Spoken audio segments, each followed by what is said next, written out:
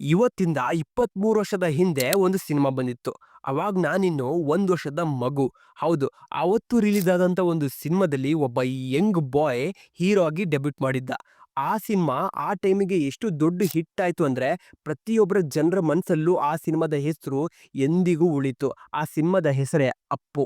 ಆ ಅಪ್ಪುನೇ ನಮ್ಮ ಡಾಕ್ಟರ್ ಪುನೀತ್ ರಾಜ್‌ಕುಮಾರ್ ಅವರು.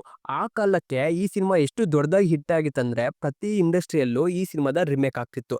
ಹಾಗೆ ಈ ಸಿನಿಮಾದ ಡೈರೆಕ್ಟರು ಪೂರಿ ಜಗನ್ನಾಥ್ ಅವರು. ಅವರ ಹೆಸರು ನಿಮ್ಮೆಲ್ರಿಗೂ ಗೊತ್ತಿರುತ್ತೆ ಇವಾಗ. ಆ ಕಾಲದಲ್ಲೇ ಅಷ್ಟು ದೊಡ್ಡದಾಗಿ ಹಿಟ್ ಆಗಿದ್ದ ಈ ಸಿನಿಮಾನ ನಾವು ನೋಡಕ್ಕಾಗಿರ್ಲಿಲ್ಲ. ಯಾಕಪ್ಪ ಅಂದ್ರೆ ನಾವಿನ್ನ ಅವಾಗ ಹುಟ್ಟಿರ್ಲಿಲ್ಲ. ಸೊ ಇವಾಗ ಮತ್ತೆ ಪಿ.ಆರ್.ಕೆನವರು ಇವಾಗ ರಿಲೀಸ್ ಮಾಡಿದ್ದಾರೆ, ರಿಲೀಸ್ ಮಾಡಿದ್ದಾರೆ. ಸೊ ನಾವೆಲ್ಲರೂ ನೋಡ್ಬೋದು ಇವಾಗ. ಇವತ್ತು ನಾನು ನರ್ತಕಿಯಲ್ಲಿ ಫಸ್ಟ್ ಶೋ ನೋಡ್ದೆ. ಅಬ್ಬಬ್ಬಾ! ಏನ್ ಜನ ಗುರು ಅದು. ನಾನು ನೋಡ್ತಿದ್ದೆ ಯಾವ್ದೋ cinema first day first show ಇವತ್ತೇ ರಿಲೀಸ್ ಆಗಿರೋ ಸಿನಿಮಾ ತರ.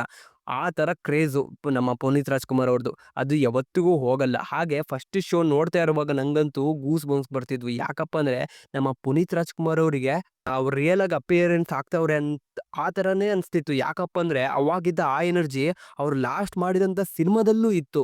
ಅದು ಪ್ರತಿ ದಿನನೂ ಅವ್ರು ಮೇಂಟೈನ್ ಮಾಡಿದ್ರು ಪ್ರತಿ ಒಂದು ಸಿನಿಮಾದಲ್ಲೂ. ನಿಜವಾಗ್ಲೂ ಅದನ್ನ ನೋಡಿ ನಂಗಂತೂ ಒಂಥರ ಎಮೋಷನಲ್ ಮೂಮೆಂಟು ಆಯ್ತು ಅವಾಗ. ಹಾಗೆ ಈ ಸಿನಿಮಾನ ನೀವು ಎಕ್ಸ್‌ಪೀರಿಯನ್ಸ್ ಮಾಡ್ಲೇಬೇಕು. ಯಾಕಪ್ಪ ಅಂದ್ರೆ ನಮ್ಮ ಡಾಕ್ಟರ್ ಪುನೀತ್ ರಾಜ್‌ಕುಮಾರ್ ಅವರು ಮಾಡಿದಂತ ಮೊದಲ ಸಿನಿಮಾ ಇದು. ಹೀರೋ ಆಗಿ ಮಾಡಿದಂತ ಮೊದಲ ಸಿನಿಮಾ.